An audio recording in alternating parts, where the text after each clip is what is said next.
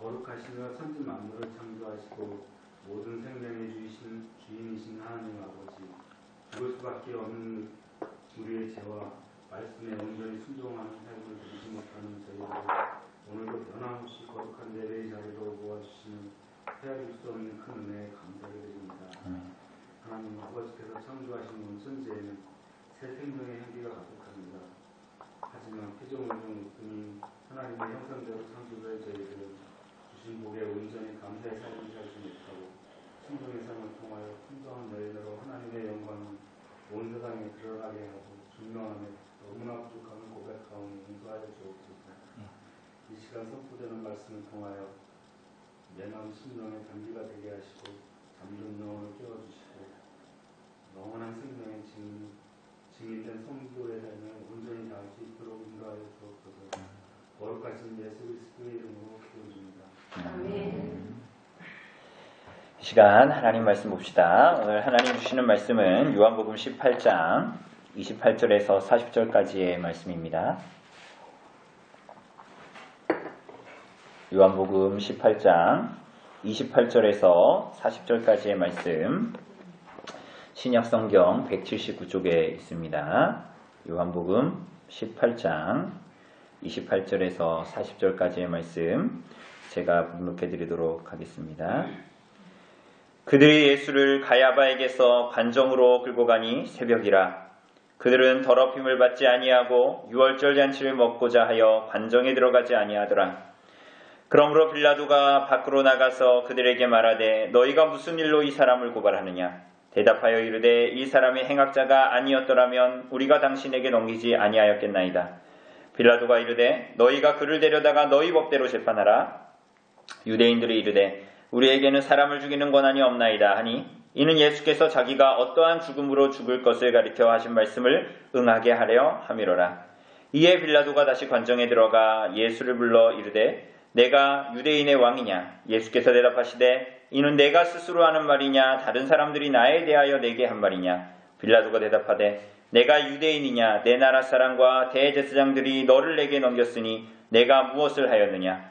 예수께서 대답하시되 내 나라는 이 세상에 속한 것이 아니니라. 만일 내 나라가 이 세상에 속한 것이었더라면 내 종들이 싸워 나로 유대인들에게 넘겨지지 않게 하였으리라.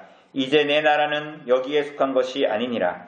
빌라도가 이르되 그러면 내가 왕이 아니냐? 예수께서 대답하시되 내 말과 같이 내가 왕이니라. 내가 이를 위하여 태어났으며 이를 위하여 세상에 왔나니 곧 진리에 대하여 증언하려 함이로라. 무릇 진리에 속한 자는 내 음성을 듣느니라 하신대 빌라도가 이르되 진리가 무엇이냐 하더라. 이 말을 하고 다시 유대인들에게 나아가서 이르되 나는 그에게서 아무 죄도 찾지 못하였노라. 유월절이면 내가 너희에게 한 사람을 놓아주는 전례가 있으니 그러면 너희는 내가 유대인의 왕을 너희에게 놓아주기를 원하느냐 하니 그들이 또 소리질러 이르되 이 사람이 아니라 바라바라 하니 바라바는 강도였더라. 아멘. 오늘 사랑하는 여러분, 우리는 본문을 통해서 유대인들이 로마 총독인 이 빌라도에게 예수를 고발하는 내용을 함께 보게 됩니다. 아이러니하게도 예수님은 종교 지도자들과 이방인 지도자인 빌라도에게 이제 고난을 당하시게 됩니다. 그런데 오히려 이렇게 세상의 지도자들에게, 종교 지도자들과 이 세상의 세속 권력을 잡은 자에게 고난을 보심으로 예수님이 오히려 온 세상의 왕이시고 만왕의 왕으로 나타나는 것을 우리는 오늘 이제 보게 될 것입니다. 그런데 그분이 왕으로 나타나시는 이 양상은 사실 우리가 원하는 그러한 그림이 아니지요. 그죠? 오늘 본문을 봐도 우리가 원하는 왕은 참 이러한 왕이 아니고, 우리가 원하는 왕이 만약에 이런 모습이라면 굉장히 그를 따르는 백성들이 굉장히 창피하고 굴욕감을 느낄 것 같습니다. 그런데 오히려 예수님은 아무런 힘이 없이 세상의 권력자들 앞에 죄인의 모습으로 붙들려 가시고, 그리고 모욕을 당하시고 수치를 당하시고, 우리가 지난번에 본 대로 대제사장의 종이 예수님의 따귀를 때리지 않습니까? 수치와 모욕을 당하시고 뿐만이 아니라 그들에게 신문을 받으십니다. 사랑하는 여러분, 예수님이 정말 왕이십니까? 여러분, 그분이 어떻게 우리의 왕이시죠? 웨스트민스터 소요리 문답 26문답은 그리스도께서 어떻게 왕의 직분을 행하십니까? 라고 이제 묻죠. 그죠? 우리가 공부한 대로. 그런데 거기서 이렇게 답하죠. 그리스도께서 왕의 직분을 행하시는 것은, 그분이 왕이신 것은, 왕의 직분을 그리고 행하시는 것은 우리로 하여금 자기에게 복종하게 하시고 우리를 다스리시며 보호하시고 자기와 우리의 모든 원수를 막아 이기시는 것입니다. 라고 말합니다. 그분이 어떻게 우리의 왕이신가 하는 문제, 이것을 우리가 좀 더 깊이 들여다보기 위해서는 우리가 요즘 보고 있는 사무엘서의 배경만 봐도 쉽게 알 수가 있습니다. 이스라엘 백성들은 우리가 알다시피 사무엘의 노년에 왕을 구하게 됩니다. 그죠? 그런데 이 사람들은 그 왕을 구하고 그래서 자신들의 주변에 있는 블레셋이나 이런 민족들로부터 자신들을 군사적으로 보호해줄 왕, 그리고 그 왕에게 그러면 기꺼이 복종하겠다라고 하면서 이스라엘 백성들은 하나님께 왕을 구하게 됩니다. 그러나 사실 그들의 이 사무엘서에 나온 그들의 말에도 나타나지만 그들이 원하는 왕은 모든 나라와 같이, 옆에 있는 모든 나라와 같이 블레셋이나 암몬과 같은 그러한 나라와 같은 왕을 세우는 것이었습니다. 곧 세상 나라와 같은 권력과 힘을 가진 그러한 이 정치적인 왕을 이스라엘 백성들, 사무엘서에 나타나는 그 이스라엘 백성들이 원했던 것이지요. 그러나 정작 그 사무엘서의 배경이 되는 이 사사기의 시대는 우리가 이미 본 대로 이스라엘의 왕이 없으므로 각기 자기 소견에 옳은 대로 행하는 시대였습니다. 그죠? 그리고 이 왕이 없는 시대라고 얘기하는 이 사사기와 사무엘의 배경이 되는 이 시대의 이스라엘이 보여줬던 모습은 무엇이었습니까? 자기 속이는 옳은 대로 행하는, 그게 뭐였어요? 하나님을 향해서 죄악되고 방종된 모습, 하나님의 말씀에서 벗어나서 방종되게 살아가는, 그죠? 하나님의 말씀에서 벗어나 인생을 살아가는 그 모습이 바로 왕이 없는 그들의 모습이었습니다. 이스라엘 백성들, 소급해서 이야기하자면 오늘 하나님의 백성들인 여러분과 저 교회는 어떤 모습이어야 합니까? 하나님께서 이스라엘 백성들 아브라함을 부를 때 뭐라고 부르셨습니까? 그 사람들을 이 세상에서 거룩하게 구별하셨습니다. 그래서 우리를 뭐라고 부르십니까?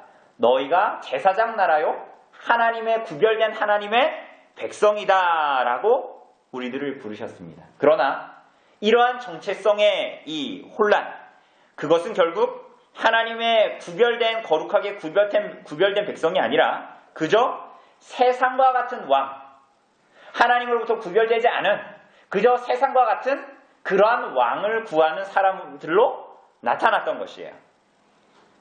그러나 하나님은 이스라엘 백성들의 요구대로 사무엘서에서 나오는 대로 왕을 그들에게 세워주십니다. 그죠? 그러나 결국 하나님께서는 그것마저도, 그들의 악함마저도 선용하셔서 누구를 세우세요? 다윗 왕을 세우시죠. 그런데 다윗이 어떠한 사람으로 나타납니까? 하나님의 마음에 합한 자인 다윗을 세우시게 되고 결국은 그 다윗을 통하여서 그림자처럼 보여주십니다. 무엇을요? 진정한 왕이 누구신가? 진정으로 왕이 오실 분이 누구신가? 그리고 진정한 왕이 오셔서 하실 일이 무엇인가를 그림자처럼 보여줍니다. 누구를 통해서? 다윗을 통해서. 그럼 다윗은 결국은 누구를 지칭하고 있는 거예요? 누구를 향하고 있는 것입니까? 예수 그리스도를 나타내고 있는 것입니다. 사랑하는 여러분, 그렇다면 그러한 이 구약의 내용에서 보면 정말 왕은 있어요. 그리고 그 왕은, 우리의 진정한 왕은 누구십니까? 그리스도시고, 그리고 요리문답이 말하는 것처럼 그 왕은 오셔서 우리를 정말 하나님 앞에 복종하게 하시고 우리를 다스리시고 보호하실 것입니다. 그리고 자기와 우리의 원수에게서 막아주신다. 그 원수가 뭡니까? 우리의 원수가 누굽니까? 그렇죠.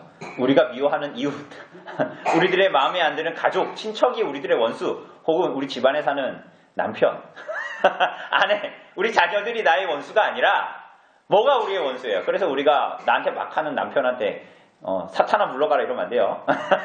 우리들의 진정한 원수가 뭡니까? 사탄, 그러니까 죄의 세력인 거예요. 그죠?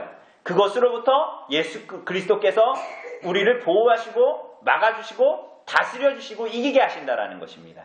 그게 정말 그리스도께서 왕이신 거예요. 그래서 본문을 보면 어때요? 세상의 권력 앞에 예수님이 정말 우리가 원하는 왕이 가룟 유다처럼 로마로부터 이스라엘을 독립시키시고 이제 내일 모레 대선 있지 않습니까?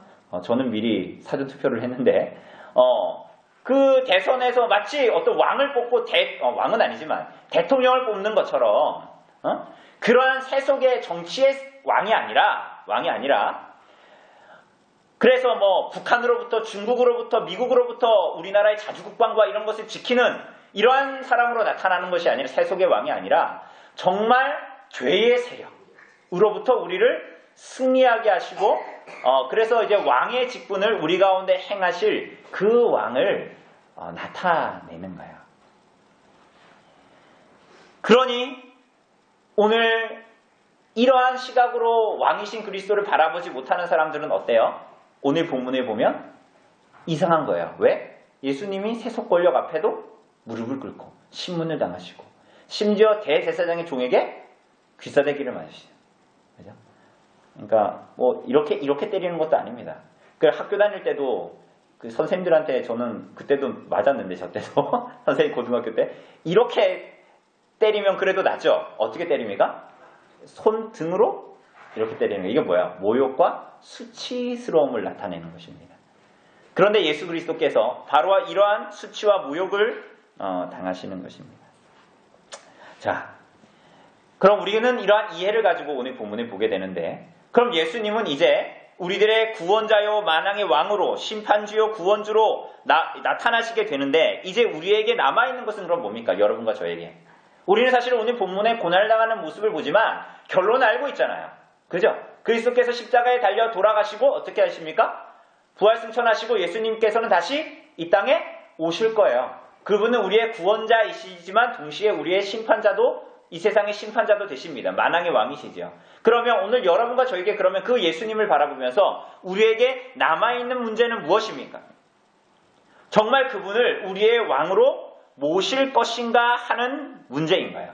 쉽게 얘기하면 예수님이 고난보심으로 만왕의 왕으로 나타나시는데 그것이 그저 요 책에 써져 있는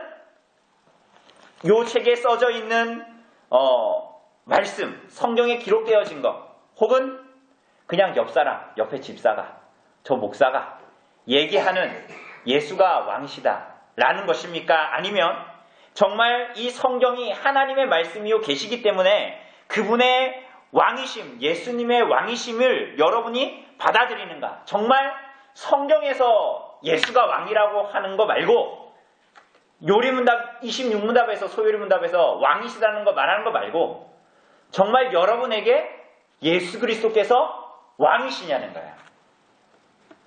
여러분에게 정말 왕이시냐는 거예요. 사실 오늘 본문을 보면 이러한 고민조차도 사실은 유대인들에게는 없었어요. 그래서 이 사람들은 예수님을 세속 권력에게 고발합니다. 그런데 여러분 잘 보세요. 왜 이 사람들은 로마 총독에게 예수님을 고발할까요? 31절에 보면 그들이 이렇게 얘기하죠. 그 예수님을 빌라도에게 고발하면서 우리에게 사람을 죽이는 권한이 있다 없다? 없다라고 말하죠. 그런데 사실은 우리가 이후에 성경을 보면 이들의 말과 행동은 사실은 딴판입니다. 그럼 뭐 사도행전 7장 같은 데 보면 스데반이 예수님을 막 증언하고 널 보이지 않니? 저 하나님 보좌 우편에 계신 그리스도가 보이지 않니? 이렇게 얘기하니까 사람들이 어떻게 합니까? 그를 끌어내서 돌로 쳐서 어떻게 합니까? 죽여버리잖아요. 유대인들이. 심지어는 나중에 사도행전 14장에 보면 이고니온하고 안디옥에서 온 유대인들이 루스드라에서 복음을 전하는 바울을 만나서 어떻게 합니까? 그 루스드라에 있는 사람들을 유대인들을 선동해서 어떻게 해요? 돌로 쳐서 이 사람이 죽은 줄 알고 성 밖으로 내다버리잖아요. 그런데 바울이 하나님의 은혜로 죽지 않고 다시 루스드라에 들어가죠. 그것도 이상해요. 그죠? 그렇게 복음 전하다가 맞아서 저 거반 죽을 정도로 됐는데 루스드라로 여러분과 저 같으면 다시는 안 들어가고 도망갈 것 같은데 다시 루스드라에 들어가서 복음을 전합니다. 그러니까 이 사람들이 유대인들은 지금 어떻게 하는 거예요? 복음을 전하는 사람들을 다 어떻게 했어요? 돌로 쳐서 막 죽였잖아요. 그죠? 그런데 왜 이 유대인들은 굳이 빌라도에게 자기네가 그렇게 하면 되지. 석형으로 막 돌로 쳐가지고 죽이면 되지. 왜 빌라도에게 굳이 가냐는 거예요. 사실 유대 지도자들은 두려워했어요. 뭘 두려워했냐면 이스라엘 군중들 가운데 예수님을 따르는 사람들이 자기네들이 예수님을 죽임으로 말미암아 자기네 손에 피를 묻혀서 예수님을 죽임으로 말미암아 이스라엘 가운데에 일어날 소동과 반발을 두려워했던 거예요. 그러면 어떻게 해야 돼요? 자기네가 손에 피를 안 묻히고 어떻게 누구의 손에? 이방인의 손에 피를 묻혀서 자신은 피해를 안 보면서 자신의 눈에 가시 같던 예수님을 없애려고 했던 거예요. 그게 뭡니까? 바로 예수님을 빌라도에게 고발하여서 빌라도가 예수님을 죽이게 하는 것이었습니다. 사랑하는 여러분, 유대 지도자들은 알고 있었어요.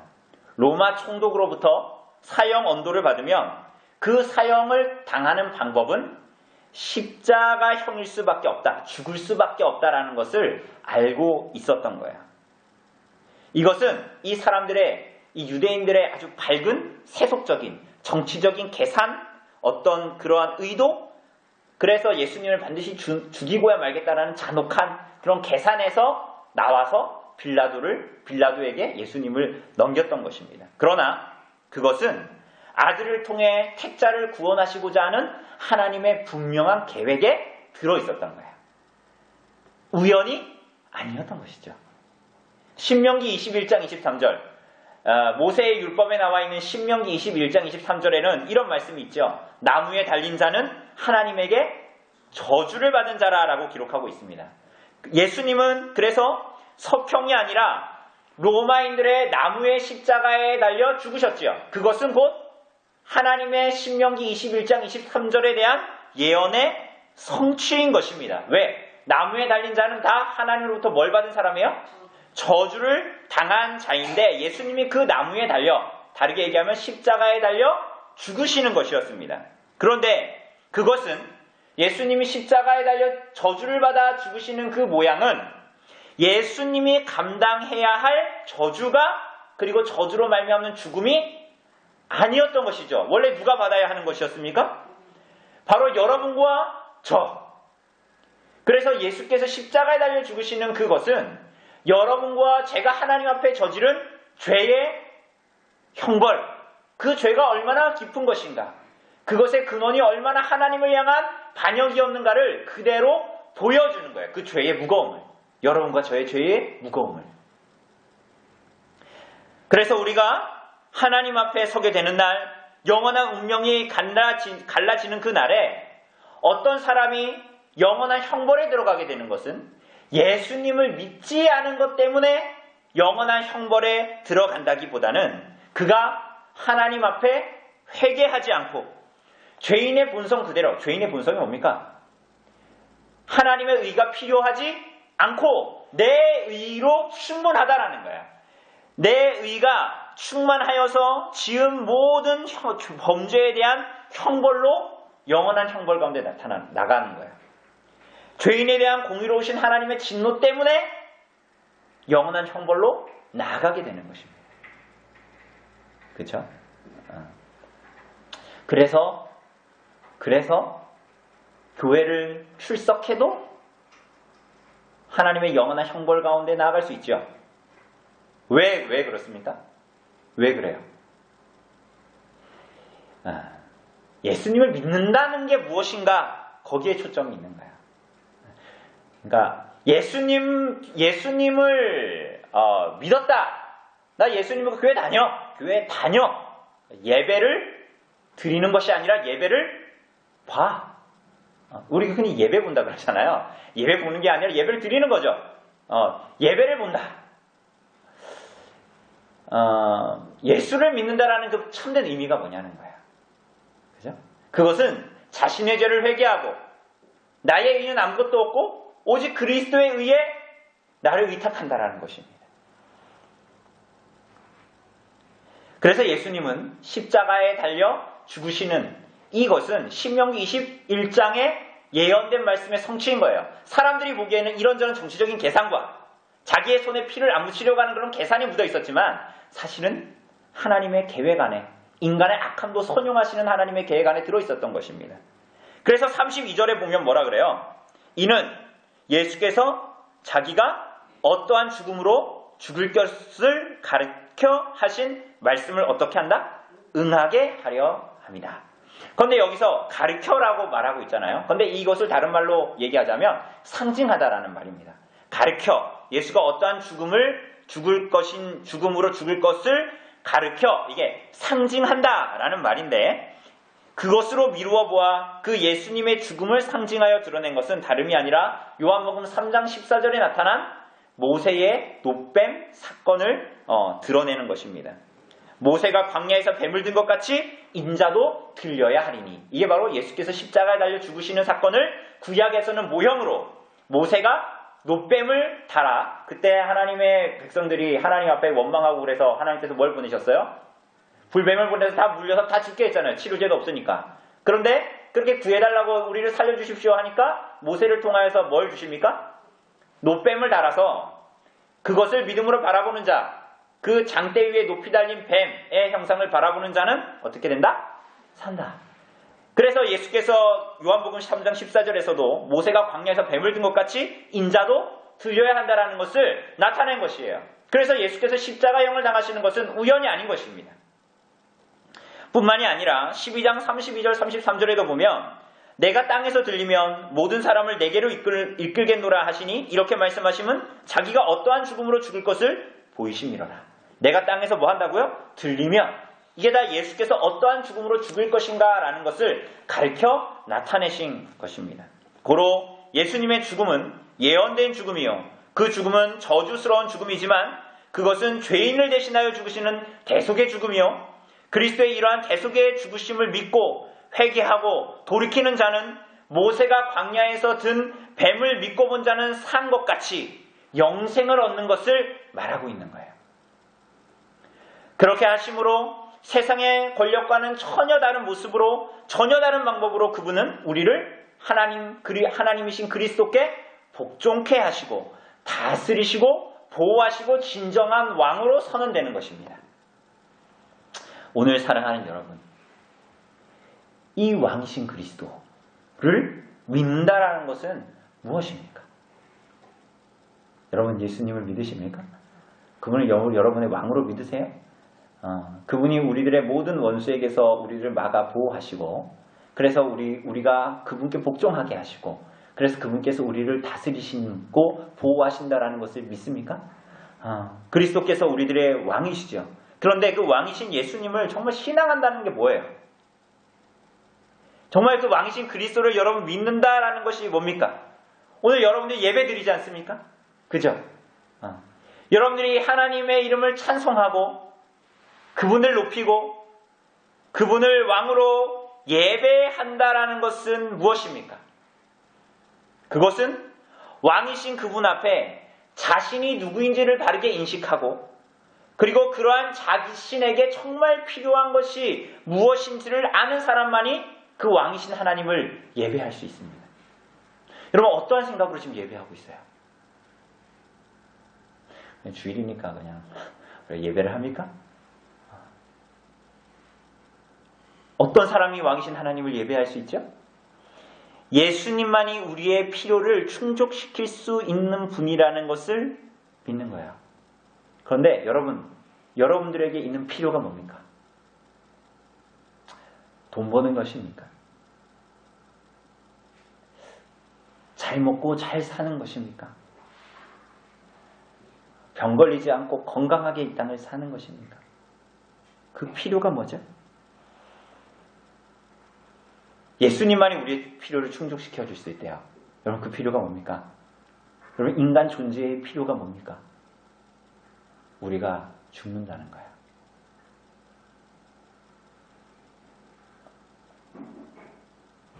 우리가 아무리 노력해도 죽는다는 거야. 병원이 그렇게 깔려있지만 우리는 죽는다는 거야. 더 나아가서 뭡니까? 영원한 하나님의 심판과 형벌이 기다리고 있다라는 우리들의 영적인 죽음을 말하는 것입니다. 그럼 우리들의 필요는 뭡니까? 예수님께서 우리의 필요를 충족시켜 주신다면서요. 그럼 우리들의 필요는 뭡니까? 여러분과 저는 죄인이라는 이 사실에서 오는 필요, 스스로를 구원할 수 없다라는 사실에서 오는 그 필요, 하나님의 진노와 영원한 형벌에서 스스로 헤어나올 수 없고 피할 수 없다라는 그 무엇보다도 확실한 그 사실에서 오는 필요인 거예요. 그 필요는 뭡니까? 예수 그리스도의 대속으로만 말미암는 죄의 용서가 여러분과 저에게 필요하다는 거예요. 우리는 오직 그리스도의 대속으로 말미암는 하나님의 우리를 향한 용서, 그래서 우리에게 허락되어지는 하나님 편에서의 화해가 필요한 사람들이에요. 그래서 우리는 오직 그리스도의 대속으로 말미암아서만 영생이 주어지는 것입니다. 그리고 그러한 자들이 그렇게 하나님을 인식하고 그렇게 하나님 앞에서 자신이 누구인가를 바르게 인식하고 하나님께 나아가는 자들이 정말 예수님 왕으로 모신 사람들이죠. 여러분, 예수님이 왕이십니까? 라는 물음에 아멘 한다라는 것이 여러분들이 예수님을 왕으로 모시고 있다라는 증거가 아니라는 거예요. 여러분들 예배에 나오는 거 너무나 귀하죠. 그러나 예배에 나오는 것, 예배당 의자에 엉덩이를 붙이고 앉아있다는 것 자체만이 여러분들이 예수님을 왕으로 모시고 있다라는 그 분명한 증거가 아닐 수 있다라는 것을 명심하셔야 되는 거예요. 왜 여러분은 예배를 하고 있습니까? 그것이 중요한 거예요. 그죠? 왜? 예수님이 우리들의 정말 진정한 필요를 채워주시는 분이라는 거예요. 우리들을 죄에서 해방시키시는 유일한 분이시고 우리를 하나님 앞에 세우시는 유일한 분이시라는 거예요. 그분이 왕이시로 우리에게 계시고. 그죠? 그래서 그분을 정말 우리들의 왕으로 모시는 것입니다. 사랑하는 여러분, 이 기회는 사실 여러분과 저에게만 주어진 것이 아니라 오늘 본문에 나오는 빌라도와 같은 사람에게도 주어진 것입니다. 사실 우리가 빌라도보다 나은 것은 없지만 빌라도와 같은 자에게도 이 기회는 주어집니다. 33절을 보면 빌라도가 예수님에게 질문을 하죠. 뭐라고 합니까? 네가 유대인의 왕이냐? 뭐라고요? 네가 유대인의 왕이냐? 이거 몰랐을까요? 겟세마네 동산에 예수님을 잡으러 갔던 사람들이 대제사장이 보낸 군인뿐만이 아니라 이 로마의 군인들도 같이 갔잖아요. 합작해서 간 거란 말이에요. 그런데 대충 어떠한 이유로 왔다라는 걸 빌라도가 모를까요? 알죠. 그러나 빌라도는 이 질문을 다시 합니다. 이에 대해서 예수님이 하시는 말씀이 뭡니까? 34절에 보면 아주 재밌는 질문을 하세요. 뭐라 그러십니까? 네가 스스로 하는 말이냐? 아니면 다른 사람들이 나에 대하여 내게 한 말이냐라고 하십니다. 그러니까 이 말씀 뭡니까? 빌라도에게 예수님께서 물으시는 거예요.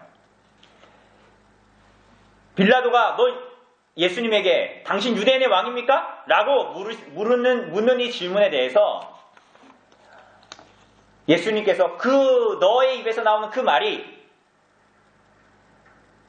네가 예수님에 대해서 그렇게 고백하는 얘기냐 아니면 다른 사람들이 그냥 그렇게 얘기하니까 너도 그렇게 얘기하는 것이냐 이렇게 묻는 거예요. 그러니 이 말은 뭡니까? 지금까지는 예수님이 죄인이라서 죄가 있냐 없냐 하는 신문을 하는 것이었는데 예수님의 이 빌라도의 질문과 대답으로 인해서 이제 뭐로 주제가 바뀌는 거예요? 빌라도가 예수님께 이 진리에 반응을 할 것이냐 말 것이냐로 문제가 옮겨가게 됩니다. 마치 이 예수님의 질문은 마태복음 16장에서 가이사랴 빌립보에서 예수님께서 제자들에게 하신 비유를 떠오르게 합니다. 하신 질문을 떠오르게 합니다. 예수님께서 제자들에게 뭐라고 하십니까? 사람들이 나를 누구라고 하느냐? 그러니까 제자들이 뭐라 그래요? 어떤 사람은 세례 요한이라고도 하고 예레미야라고도 하고 엘리야라고도 합니다. 그리고 선지자 중에 하나라고도 합니다. 이렇게 하죠. 그러자 예수님께서 뭐라고 물으세요? 너희는 나를 누구라 하느냐?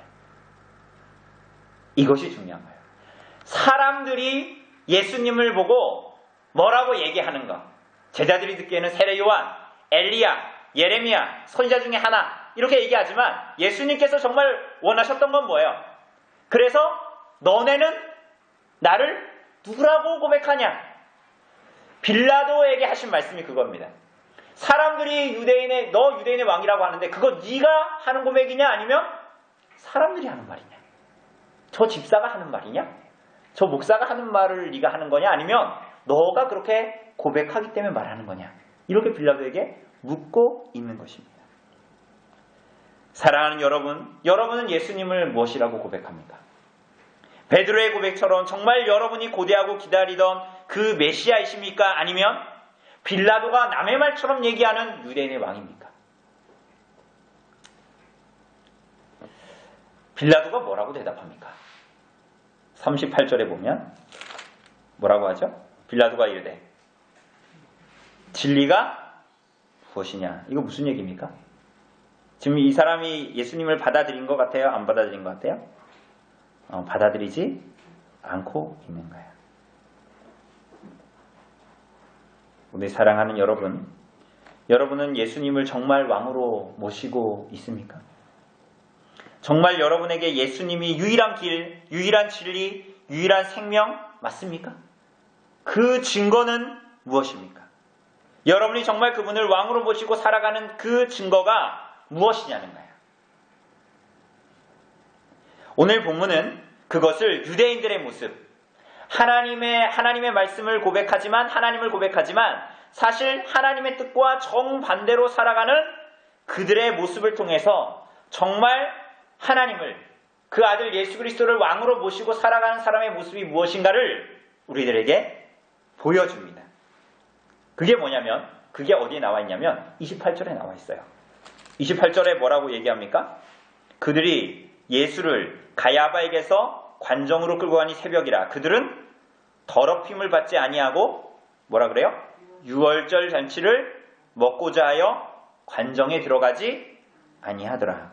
유대인들은 자신을 더럽히지 아니하고 유월절 잔치를 먹고자 했기 때문에 이방인의 관정에 들어가지 않습니다. 왜? 이방인의 관정에 들어가면 자신은 부정해진다라고 종교적인 제의적인 어떤 관례를 따라서 그렇게 했기 때문이죠. 그런데 여러분 이 말을 좀 이해하려면 유월절에 이어지는 무교절을 좀 이해해야 됩니다. 유월절이 끝나면 유월절 바로 이어서 무교절이 7일 동안 이어집니다. 그죠? 그런데 우리가 이걸 이해해야 되는 이유가 뭐냐면 공관복음, 요한복음 말고 마태복음, 마가복음, 누가복음에는 예수님께서 성만찬을 하시던 때가 유월절, 제정하시던 때가 유월절 날이라고 이야기합니다. 그런데 요한복음에 보면 뭐라고 나와 있냐면 성만찬을 하시고, 물론 성만찬에 대한 내용이 나와 있지 않지만 성만찬을 제정하시고 제자들의 발을 씻기신 그 날이 유월절 전날 밤이라고 나와 있습니다. 왜 다를까요? 예수님이 이틀 밤을 만찬을 하셨을까요? 우리가 이것을 좀 이해하려면 유월절과 무교절의 이 절기를 좀 이해해야 됩니다. 구약에 보면 유월절과 무교절을 거의 같은 날로 왔다 갔다 중복해서 사용합니다. 왜 그럴까요? 유월절에 이어서 바로 이 무교절이 바로 붙어있기 때문이에요. 그래서 유월절이 끝나면 이 무교절의 기간 동안 이 절기를 지킬 때에 누룩이 없는 빵을 먹게 됩니다. 무교절이 의미하는 건 뭡니까? 누룩이 없는 빵을 먹는다는 건 뭡니까? 누룩은 뭘 상징하죠? 예수님께서도 그 가르침에서도 나타나죠. 누룩은 뭘 얘기합니까? 누룩. 이스트. 여러분 빵에 넣는 그 이스트 있잖아요. 그거 뭘 의미하죠? 죄를 상징하지 않습니까? 그래서 그 작은 이스트가 들어갔는데 그거 제거하지 않으면 어떻게 돼요? 이 빵이 누룩이 퍼져가지고 온 덩어리에 빵 덩어리에 퍼진다 이렇게 말씀하시지 않습니까? 그런데 이 6월절 절기에 어린 양을 잡아먹고, 그죠? 6월절 절기에 어린 양을 잡아먹고 무교절 기간 동안 이 누룩이 없는 빵을 먹는다. 그것은 무엇을 의미합니까? 6월절 절기에 어린 양으로 상징되는 예수 그리스도.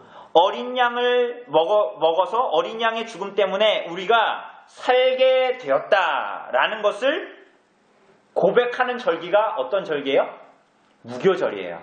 그래서 뭐가 없는 빵을 먹는다고요?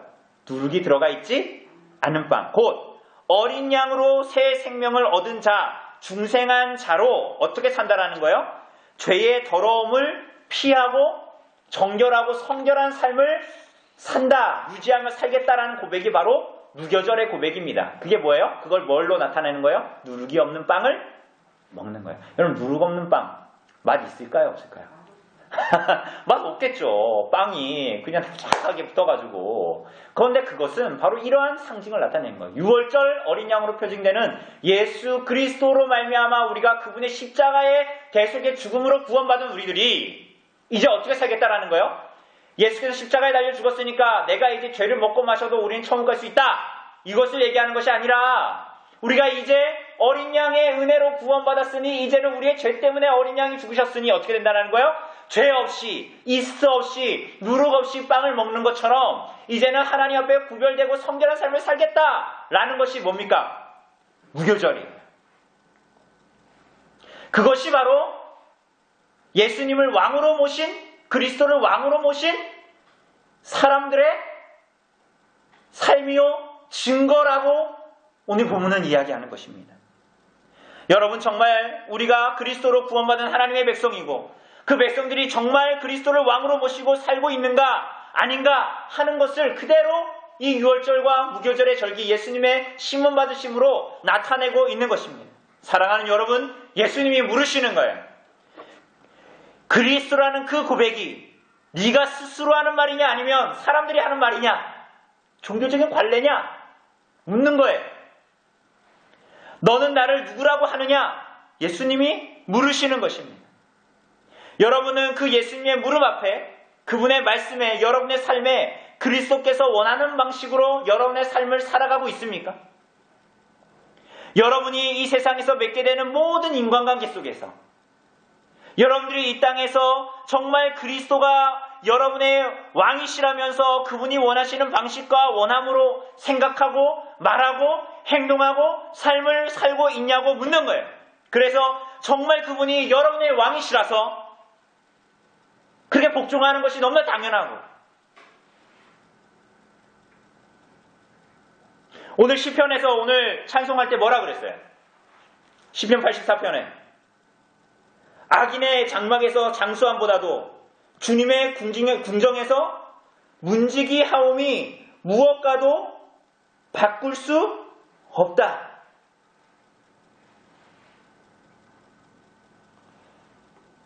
주님의 궁정에서 한 날이 있는 것이 악인의 장막에서 첫날이 있는 것보다 낫다.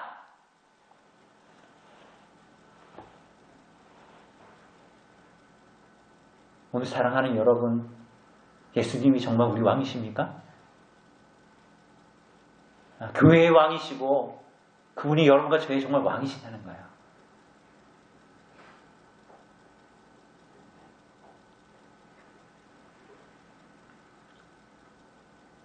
그 증거가 무엇입니까? 6월절에 이은 무교절, 어린 양의 핏값으로 오는 새 생명을 살고 있는가? 자기 의를 똥오줌처럼 여기고 배설물처럼 여기고 나에게 어떤 구원의 여망이 없다는 것을 알고 우리를 그렇게 붙들고 있던 죄의 더러움을 날마다 버리고 나를 부인하고 내 욕심과 욕망과 탐욕을 부인하고 거듭난 자로 살고 있는가? 묻고 있는 거예요.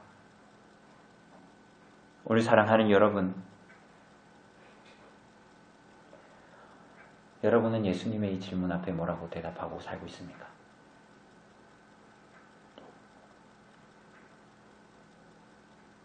진리가 무엇이냐?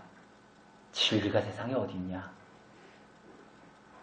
라고 이스라엘이 했던 것과 같이 이스라엘이 왕이 없으므로 자기 소견에 옳은 대로 살았던 그러한 모습입니까? 아니면 주는 그리스도시요 살아계신 하나님의 아들이십니다. 라고 고백하는 그 고백대로 그분의 말씀과 그분의 다스리심에 복종하고 순종하며 살고 있습니까?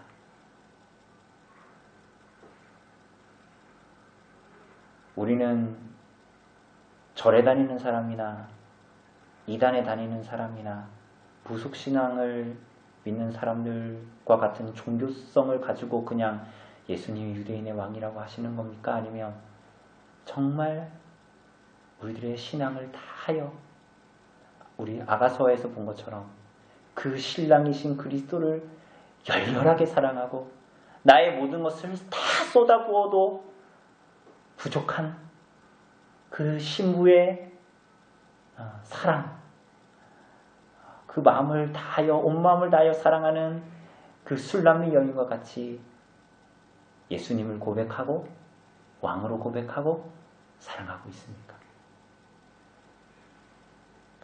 오늘 사랑하는 여러분, 하나님 앞에 구별되고 존귀한 신부로 이 땅에서 준비되어지고 예수님이 왕이시라는 우리들의 고백이 그저 공허한 소리가 되지 않도록 오늘 살아있는 이 땅에서 우리들의 삶을 다하여 그리스도의 계명에 순종하며 하나님의 뜻에 순종하며 살아가시는, 그래서 하나님 앞에 준비되어 가시는 거룩한 신부로, 순결한 신부로 준비되어져 가시는